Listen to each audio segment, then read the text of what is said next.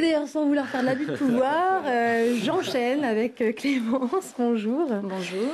L'Égypte, un pays réputé pour ce paysage magnifique, les pyramides, le sphinx, etc., mais aussi son incroyable histoire. Exactement. Alors vous savez que l'Égypte a une histoire fortement liée au christianisme. Déjà, dès le premier livre de la Bible, la Genèse, le pays est mentionné. Aussi, on estime que la présence des premiers chrétiens égyptiens remonte au 1er siècle de notre ère. Et pourtant, depuis de nombreuses années, ils ne sont qu'une minorité, seulement 11%, et il est extrêmement difficile de pouvoir changer de religion. C'est-à-dire? Eh bien, pour être clair, un citoyen égyptien d'origine musulmane qui souhaite officiellement devenir chrétien et le faire mentionner sur sa carte d'identité, eh bien, prend le risque d'une mort civile. Car la carte d'identité permet de se marier, de voter, d'ouvrir un compte bancaire, de pouvoir bénéficier même de soins médicaux.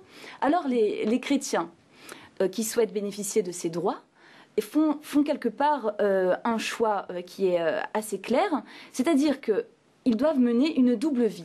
Une vie où ils sont chrétiens dans leur cœur, mais musulmans au regard du droit égyptien. Est-ce qu'il existe des Égyptiens, citoyens, qui sont devenus chrétiens et qui n'acceptent pas cette double vie? Bien, vous savez, la situation et les enjeux sont tellement difficiles que ces chrétiens sont rares. Mais on se souvient par exemple de Mohamed Hegazi, qui a été le premier à avoir lancé un tel débat en Égypte. C'était en 2008. Il a souhaité que son bébé n'ait pas justement le mot musulman inscrit sur sa carte d'identité, simplement pour pouvoir lui éviter cette double vie. Et bien sur cette même lignée, un papa de 57 ans et sa jeune fille de l'âge de, je crois, 16 ans, voilà, ont été forcés de se cacher après avoir demandé de changer justement de religion sur leur carte d'identité. Et depuis 2 ans, ils ont une vie clandestine qui est marquée donc par la pauvreté, par l'humiliation, mais également par la menace de mort. Et quel espoir pour eux alors? Bien déjà, l'espoir qu'on pourra avoir est celui qu'on puisse voir retirer cette case religion sur la carte d'identité.